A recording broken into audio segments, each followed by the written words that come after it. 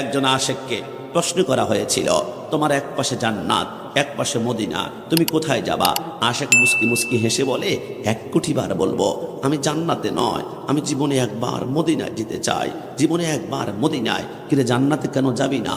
আশেক মুস্কি হেসে বলে, না, জান্নাত অনেক সুন্দর, জান্নাতুন তাজরি মিন তাহতিহাল আনহার, জান্নাতে 4টা নহর পাওয়া যাবে, একটা দুধের, একটা শরাবের, একটা মধুর, আর একটা হচ্ছে ইন্না আ'তাইনাকাল কাউসার। নরসিংদী ইব্রাহিমপুরের ভাইরা, আজকে থেকে একটু মনে রাখবেন, হাউজে কাউসারের সৃষ্টিকর্তা হচ্ছে আল্লাহ, কিন্তু মালিক হচ্ছে মদিনাওয়ালা। আমার রাসূল বলে, আমি যদিও মালিক, আমি কিন্তু বন্টন করব না। নবী কি বন্টন করবে?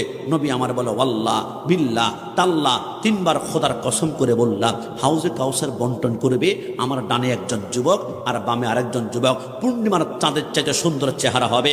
একটাবার প্রেমের কানেকশন যদি রাখতে পারো এদের সাথে, তো কিয়ামতের ময়দানে হাউজে কাউসার নিশ্চিত নিশ্চিত নিশ্চিত তুমি পান করবে। নবী আর কারা?